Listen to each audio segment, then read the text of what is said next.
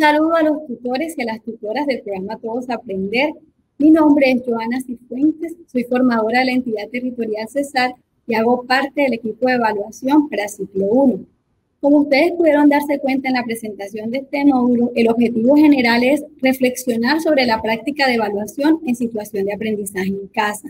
Lo que proponemos es que a partir de unas reflexiones fundamentadas se deriven unas acciones concretas que permitan que el acompañamiento que prestamos a los docentes en el diseño del trabajo académico en casa sea muy pertinente. Esperamos entonces que a través del desarrollo de este módulo logremos identificar los propósitos y las potencialidades de la evaluación como herramienta para el aprendizaje. Igualmente que podamos reconocer los principios y los elementos del proceso de evaluación presentados en los materiales pres y entretextos, que son los que entrega el PTA tanto a docentes como a estudiantes acompañados, para de esta manera, y como dijimos al principio, poder plantear estrategias que dinamicen el sentido de la evaluación. Este módulo en su diseño está concebido desde los momentos que promueve el Ministerio de Educación para la planeación de aula. En este video esperamos desarrollar el momento de estructuración a partir de una conceptualización de referentes relacionados con este tema en diálogo con los procesos de evaluación presentados en los materiales de PTA. Para este momento, entonces, esperamos que ya ustedes hayan podido desarrollar su cuestionario de entrada. Sobre esto queremos insistirle en dos aspectos.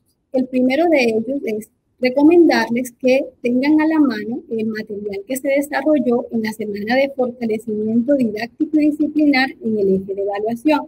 Esto es lo que tiene que ver con la videoconferencia sobre evaluación formativa que tuvieron con la profesora Isabel Fernández y las memorias de la lectura del libro, del capítulo 4 del libro Evaluación del Aprendizaje y para el Aprendizaje del profesor Tiburcio Moreno.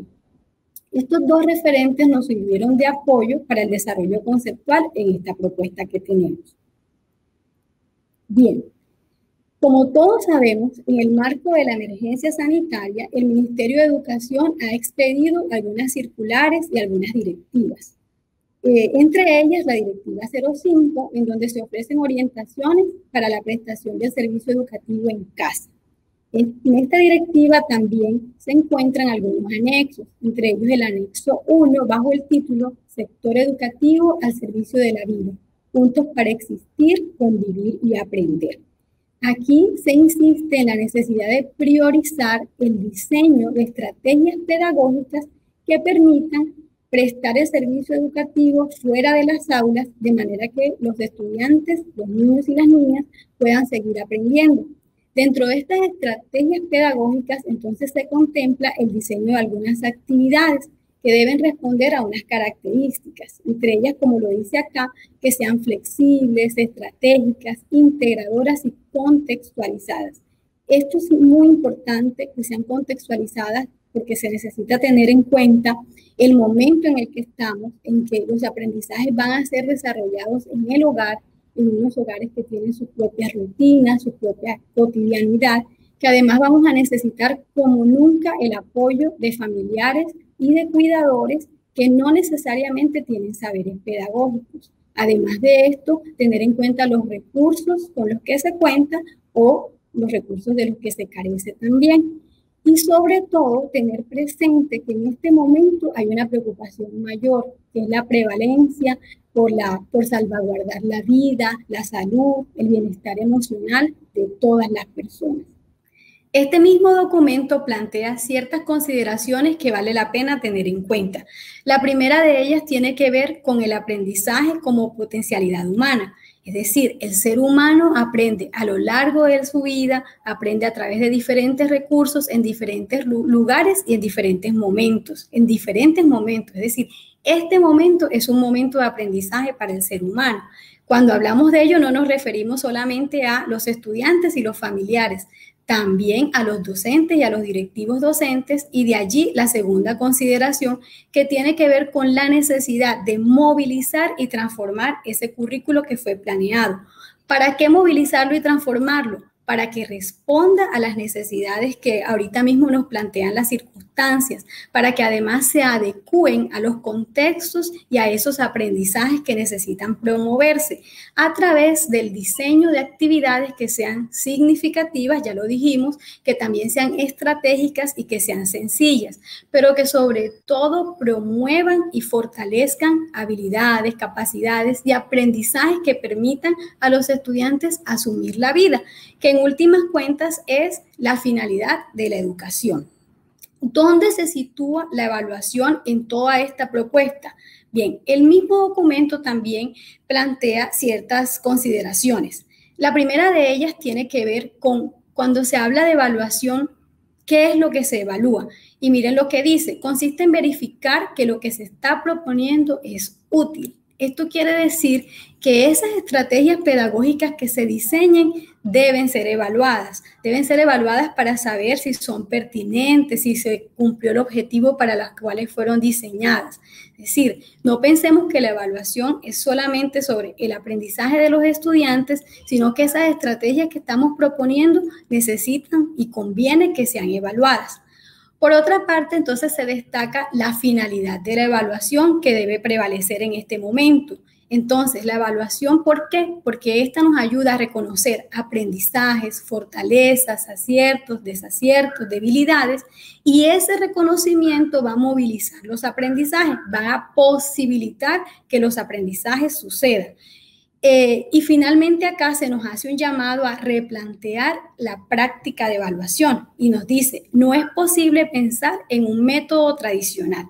Cuando nos habla de esto, entonces podemos pensar en que nos están haciendo un llamado a que no se trata ahora de pensar la evaluación en términos de calificación o en términos sancionatorios, lo hizo, no lo hizo, sino en cómo la evaluación va a ser nuestra aliada, va a ser una herramienta que nos va a permitir que los estudiantes, que los niños y las niñas aprendan esto que estamos proponiendo, teniendo además en cuenta todo lo que hemos dicho sobre que es necesario ser flexible, tener en cuenta las capacidades, las potencialidades del contexto y tener en cuenta que tenemos a los familiares como aliados en un escenario de hogar que tiene sus propias preocupaciones, sus propias rutinas. Todo esto entonces nos hace pensar en una relación entre lo que se plantea y lo que hemos aprendido sobre evaluación formativa. Esto desde los referentes que se plantearon al inicio, pero también en la literatura que conocemos al respecto, donde se nos señala que la evaluación formativa tiene un potencial de informar hacia dónde van los estudiantes con respecto a sus aprendizajes, en dónde se encuentran y cómo llegar a eso donde tienen que llegar, a través de algunos elementos, así los llama el autor Tiburcio, y señala diferentes elementos. Nosotros hemos destacado 3: progresiones del aprendizaje, participación de los estudiantes y realimentación. Sobre la progresión del aprendizaje, lo que nos dice el profesor textualmente es que las progresiones del aprendizaje proporcionan la gran foto de lo que debe ser aprendido. Y también nos señala que en términos de metas de aprendizaje, de desempeños, entonces estas progresiones del aprendizaje a través de la información que nos proveen nos van a permitir a nosotros ese segundo elemento, que es la participación de los estudiantes. La participación de los estudiantes tiene que ver que sea posible que ellos conozcan esas metas de aprendizaje, es decir, ¿para qué estoy haciendo esto que estoy haciendo? ¿Qué es lo que voy a aprender? Y una vez tengan ese reconocimiento, puedan monitorear sus logros, puedan monitorear si lo están logrando, si no, cuáles son las dificultades, cuáles son las fortalezas que están teniendo. Y también otro elemento que se señala acá es la realimentación. Ya lo dijimos ahorita, que la realimentación tiene que ver no solo con el trabajo de los estudiantes, sino que también podamos obtener realimentación sobre las estrategias pedagógicas que estamos proponiendo. Estos elementos, entonces, vamos a ver que van a permitir que esta información que nos ofrece la evaluación formativa sea posible, que nos diga hacia dónde va, nos puede proponer las progresiones del aprendizaje. Estas nos pueden a nosotros dar ese panorama que permita visualizar hacia dónde va. ¿Dónde están? También lo podemos obtener a través de la participación de los estudiantes. Y si estas metas de aprendizaje son comunicadas, vamos a poder también contar con la participación y el apoyo de los padres de familia que pueden guiar ese monitoreo de los aprendizajes. No con fines sancionatorios, volvemos a decir, es sobre todo para que podamos celebrar los logros de los estudiantes en esos aprendizajes que estamos proponiendo. ¿Desde dónde? Desde este currículo que se transformó, que se movilizó y que seguramente va a seguirse transformando y movilizando de acuerdo con la realimentación que se reciba. Ese cómo llegar allá, entonces, también puede movilizarse a través de las estrategias pedagógicas que se propongan. Seguramente va a haber un diseño de unas guías. Entonces, lo que nosotros proponemos es que en esas guías pueda haber unos espacios explícitos en donde se ofrezcan orientaciones sobre cómo llegar a esos aprendizajes, hacia dónde van a llegar los estudiantes según la planeación que estamos proponiendo. ¿Cómo todo esto puede ser visualizado entonces en los materiales de PTA? Miremos el caso de los materiales de lenguaje. En los materiales de lenguaje, en la guía del docente, nosotros vamos a encontrar, por un lado, un plan de formación y por el otro, unas sugerencias didácticas. Por ejemplo, en este plan de formación, que está organizado por desafíos, en los desafíos del 25 al 28 hay un estándar. En este caso es: produzco textos escritos que responden a diversas necesidades comunicativas. Ese estándar tiene asociados unos subprocesos que los podemos ver en términos de acciones, de evidencias, de metas al corto plazo, y algunas de ellas son: desarrollo un plan textual para la producción, elaboro un plan, determino el tema. Allí vamos viendo entonces cómo un gran aprendizaje puede ser desarrollado. En este plan de formación también se ofrecen unos desempeños de aprendizaje que están redactados en niveles: básico, alto, superior, que ya sabemos responden a lo establecido en el decreto 1290. Estos desempeños entonces también nos van dando pistas sobre las acciones, las metas que se pueden establecer a corto plazo y que permitan la comunicación de estas metas, que los estudiantes puedan ir monitoreando sus logros, monitoreando su aprendizaje. Además de esto, entonces decíamos que se ofrecen unas sugerencias didácticas. Las sugerencias didácticas, en este caso, en el desafío 25, y bueno, en realidad en todos los desafíos, se expresan exploración, estructuración, transferencia, y también acá tienen refuerzo. En la exploración, entonces, vamos a encontrar en estas sugerencias didácticas, por ejemplo, cómo se hace una relación con los familiares, con el trabajo que se desarrolla en casa. Nuestra tarea, entonces, también va a ser que, reconociendo el material en su potencialidad para la evaluación, pero también para las propuestas de estrategias pedagógicas, podamos nosotros acompañar a los docentes en ese diseño de esas acciones de flexibilización curricular. Sobre evaluación, entonces, podemos encontrar que el momento de transferencia plantea algunas acciones. En este caso, recordemos que están asociadas al estándar de producción textual. Todas las actividades o las secuencias que se proponen van a ir dirigidas a esa gran meta a través de unas acciones que pueden irse monitoreando, que pueden irse reconociendo en términos de logros, de fortalezas, de dificultades. Para la transferencia acá, por ejemplo, proponen algunas preguntas. ¿Planificaron un cuento? ¿Cómo les resultó? ¿Por qué? ¿Les sirvió haberlo hecho? Y si ustedes observan las propuestas que se tienen para los momentos de transferencia de los demás desafíos, van a encontrar preguntas similares. Esto también a nosotros nos va dando pistas sobre cómo podemos promover la evaluación para el aprendizaje utilizando los materiales de PTA. Esto en cuanto a lenguaje. Bueno, y también les quería decir acá que aunque la transferencia se encuentra en el texto al final, no quiere decir que solo al final de una secuencia de actividades propuestas en una guía que tienen explícita una meta de aprendizaje, no quiere decir que solo al final pueda hacerse ese proceso de evaluación, sino que nosotros podemos buscar maneras de que la evaluación, ese monitoreo pueda ser constante. A partir de cada una de las actividades de esa secuencia o de esa guía, pueda el estudiante ir dialogando con apoyo de los padres de familia, de los cuidadores, que puedan ir monitoreando su logro, qué le cuesta, qué no le cuesta, qué le ha resultado muy fácil. Y esa información también va a servir para esa realimentación en donde sea posible que suceda. Esto en cuanto a los materiales de lenguaje y cómo se evidencia allí el proceso de evaluación.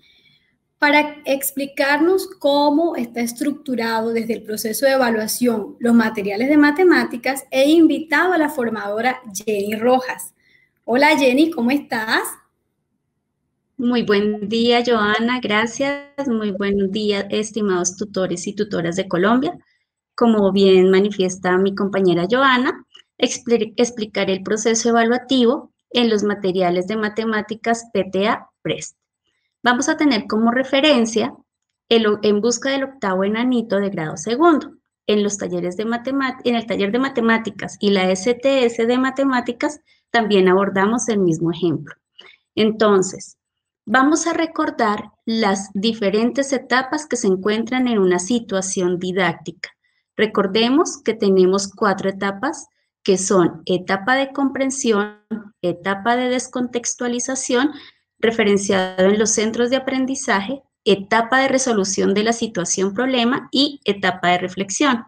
Recordemos que dentro de la etapa de comprensión tenemos diferentes subetapas como la presentación del contexto, presentación de la situación problema, construcción del esquema. Y en la etapa de descontextualización, la idea o la intención de esta etapa es que el estudiante explore y consolide nuevos conceptos y procedimientos para luego resolver la situación problema. Además, sobre los conceptos y procedimientos nuevos que se van adquiriendo, enriquece el esquema elaborado en la etapa de comprensión.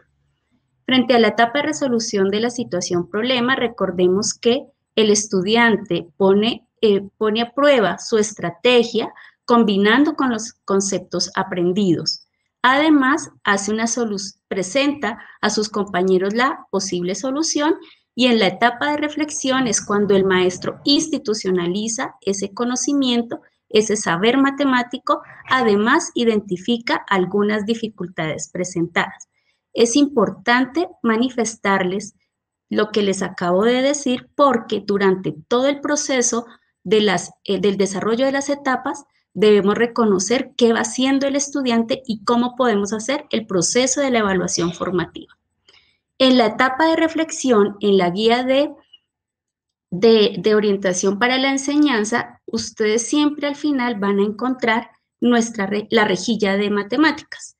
Esto no quiere decir que nosotros vamos a esperar hasta ese momento para evidenciar los aprendizajes. Siempre es un proceso y debemos reconocer esta rejilla desde el inicio de cada situación problema. Cuando nosotros evaluamos, es muy importante reconocer cuáles son nuestros objetivos de aprendizaje de cada situación. En este caso, en nuestro ejemplo, en busca del octavo enanito, tenemos unos objetivos de aprendizaje relacionados con el pensamiento numérico y el pensamiento espacial. Cuando reconocemos nuestros objetivos, podemos luego identificar la rejilla que se nos presenta, como les digo, al final, pero no quiere decir que es un proceso que va al final de la situación. Voy a presentar la rejilla de evaluación que se encuentra en el material PREST, como había mencionado, en la guía de orientación para la enseñanza. Como les manifestamos con Joana, esto siempre se encuentra al final, pero no quiere decir que se aplica al final. Ustedes deben reconocerla desde el inicio para evidenciar el nivel en que se va encontrando el estudiante. Entonces, en la rejilla encontramos diferentes elementos en los cuales me voy a ir deteniendo. Primero, encontramos algo denominado comprensión y sobre la comprensión lo que nos refiere es que el estudiante comprendió e interpretó adecuadamente los siguientes elementos del enunciado. ¿A qué etapa está haciendo referencia? A la etapa de comprensión, cuando le presentamos al estudiante toda la situación problema, él se familiariza, construye el esquema. Entonces, sobre estas acciones, contémoslas 1, 2, 3, 4, 5, 6 y 7 acciones, el maestro a través de la retroalimentación, observación directa, puede ir evidenciando en qué nivel se encuentra el estudiante. Entonces, hago la mención acá, observemos que aparece nuestro criterio comprensión, si lo queremos denominar criterio, y observemos que si el estudiante evidencia, las 7 acciones, se le asigna un puntaje 40. Ustedes preguntarán, ¿ese puntaje de dónde salió? Es el puntaje que se le asigna al nivel A cuando el estudiante muestra que ha realizado estas 7 acciones. En el nivel B, si hace 6 o 5 acciones y le asignan su respectivo puntaje. Nivel C, 4 acciones y el puntaje. Observemos que los niveles son de manera descendente. Entre más vayamos avanzando en nivel, menos acciones va mostrando el estudiante. A su vez, en este espacio de comprensión podemos evidenciar algunas recomendaciones para el maestro. ¿Qué debe hacer el maestro para poder mejorar en su proceso de enseñanza? Que el estudiante logre los niveles, el nivel A o nivel B específicamente. Bien, nos vamos ahora a la parte de movilizar conceptos y procesos. ¿Qué quiere decir? Que el estudiante, cuando ha logrado un aprendizaje de un concepto y un proceso matemático, lo pone en juego ya en el momento de la resolución del problema. ¿Qué quiere decir? Que aquí se evidencian las etapas de descontextualización y resolución del problema, de la situación problema, excusen. Entonces, contemos cuántas acciones nos muestran allí. 1, 2, 3, 4, 5, 6. ¿Qué quiere decir? Que si el estudiante muestra que cumple todas las 6 acciones, está en el nivel A y se le asigna el puntaje que siempre han manifestado, que es 40, en relación con comprensión y movilización de conceptos y procesos. Lo mismo, nivel B, si solamente son 5 acciones, 4, 3 o 2 en el nivel D y 1 o 0 en el nivel E. También observamos que está de manera descendente. Ahora, notamos algo distinto en el espacio de movilización de conceptos y procesos. Los primeros que nos mencionan acá hacen referencia a si el estudiante recurre a los conceptos y procesos matemáticos para la solución del problema, si usa esos conocimientos que adquirió en la etapa de descontextualización. Y en la segunda parte nos manifiesta si el estudiante, lo que nos manifiesta es si el estudiante soluciona el problema exacta o con pocos o con muchos errores dependiendo del nivel. Por ejemplo, en el nivel C. En el nivel C nos dice que el estudiante recurre a principales procesos y conceptos matemáticos requeridos para la situación, es decir, hace uso de ellos, y además que produce una solución con algunos errores conceptuales o de proceso. ¿Sí? Si nos damos cuenta, usa los conceptos y aquí sobre la solución de la situación problema. Esto, como les manifiesto, hace parte de las etapas de descontextualización y la etapa de solución a la situación problema.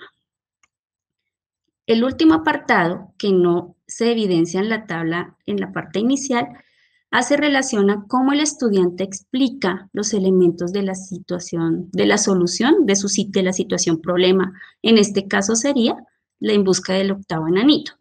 Entonces, en este caso ya cambia el puntaje cuando está en un nivel A quiere decir que el estudiante muestra evidencias apropiadas y claras de su procedimiento, ¿sí? Esto lo hace cuando socializa, cuando presenta una solución en equipo o individual, ¿sí? Como lo explica verbalmente.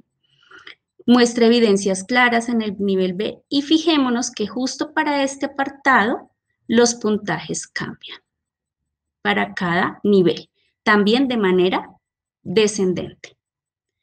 Si un docente quisiera saber cuál es al final, en términos cuantitativos, el total de cada nivel, entonces, si queremos saber en cuánto en nivel A, al sumar los puntajes 40, 40 y 20, esto nos suma 100. Para el nivel B será 80, para el nivel C 60, 40 y 20. Ustedes dirán, no, ¿y qué tal si el estudiante tiene unos puntajes en nivel A, otros en C, otros en D? Necesariamente el maestro, en su proceso de evaluación formativa, debe hacer las intervenciones necesarias sin darle la respuesta, porque aquí la idea es que el estudiante sea autor de su propio conocimiento, para guiarlo y orientarlo y logremos que el estudiante esté en los niveles superiores. Esta es la explicación. Ahora bien, frente a la adaptación que tenemos para nuestro momento de emergencia sanitaria, consideramos que es importante que se haga un proceso de autoevaluación para el estudiante y los criterios, perdón, las acciones deben redactarse al nivel de los niños según su edad y su nivel de comprensión. Esto lo conoce el maestro y los tutores que acompañan a los maestros. Es importante poder adaptar la rejilla para el uso efectivo como un proceso de autoevaluación y luego, posteriormente, poder hacer una retroalimentación según los medios de comunicación dispuestos para ello. Espero que este espacio de explicación de la rejilla haya sido, digamos, suficiente para poderla implementar.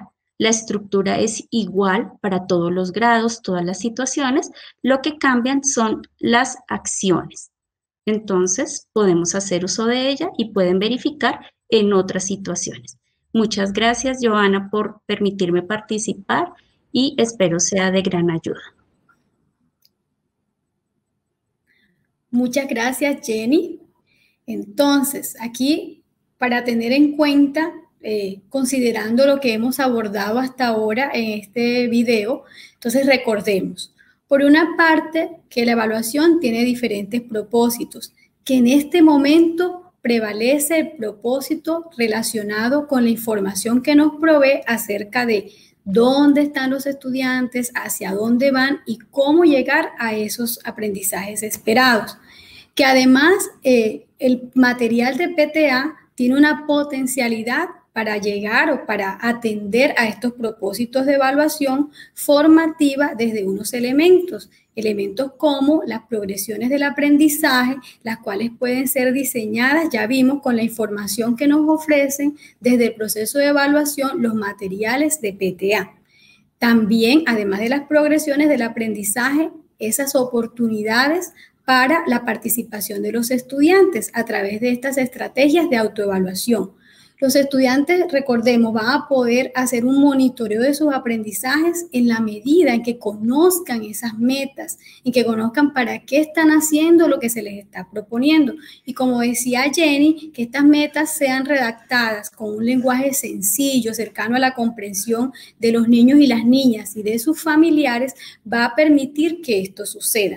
Entonces, progresiones del aprendizaje, participación de los estudiantes y realimentación en la medida de las posibilidades, como también lo mencionaba Jenny, y recordando que en el momento en que tengamos la oportunidad de obtener realimentación, esta debe ser de doble vía, obtener y ofrecer, teniendo en cuenta, por supuesto, estas metas de aprendizaje que se han propuesto y que se han compartido. Cuando nosotros conocemos este material, cuando nosotros tenemos esta fundamentación, vamos a poder ser sensibles y poder ofrecer un acompañamiento pertinente a nuestros docentes, en especial en este momento en el que se tiene el gran reto de redimensionar la enseñanza. Bien, hasta acá la parte de estructuración del módulo de evaluación. Les voy a presentar brevemente lo que continúa en su trabajo autónomo. Por una parte, entonces, proponemos unas actividades de consolidación en las cuales ustedes van a tener la oportunidad de revisar las guías de los docentes, tanto de lenguaje como matemáticas, y que esta revisión derive en una reflexión y en un trabajo ya de plantear unas estrategias, encontrando unos elementos comunes entre lo que proponen los textos y estos elementos que trabajamos hoy sobre evaluación formativa. También hemos dispuesto un foro de discusión. Acá es muy importante que se destaque cómo podemos aprender en comunidad, que no hagamos las respuestas como una tarea, sino sobre todo en interacción con los compañeros, y que esa interacción genere aprendizaje. Posiblemente lo que se hace en otro lugar no sea posible hacerlo en nuestro contexto, pero puede que sí lo sea. Entonces se trata de que entre todos construyamos el conocimiento, enriquezcamos nuestras ideas y nuestros saberes. Igualmente, lo que proponemos es que existen diferentes recursos. En algunas partes tienen los materiales de PTA, en otras no, en algunas pueden contar con la televisión, con los recursos de contenidos para aprender. La propuesta es que esta esencia de la evaluación que puede ser presentada en las guías que se diseñen, sea abordada de esta manera. Las oportunidades que pueden tener los niños y las niñas de ir monitoreando su aprendizaje con apoyo, ojalá, de los familiares y de los cuidadores. Las oportunidades que tenemos para que estas actividades no sean aisladas, sino que se contemplen desde unas progresiones del aprendizaje y que también de allí pueda ofrecerse realimentación. Para la valoración, lo que hemos propuesto es un ejercicio de autoevaluación. Lo que proponemos entonces es que se pueda analizar cada uno de los objetivos en términos de las fortalezas que se tuvieron en el desarrollo de este módulo, y más allá de ello poder proyectar unas acciones relacionadas con cada una de ellas que hagan, como hemos insistido a lo largo del módulo, pertinente nuestro acompañamiento. Y hasta allí todo nuestro módulo de evaluación. Esperamos de verdad poder haber aportado elementos que permitan que el acompañamiento que prestamos sea valioso, sea pertinente, y que al final podamos decir que hemos existido, convivido y aprendido todos juntos. Muchas gracias, felicidades.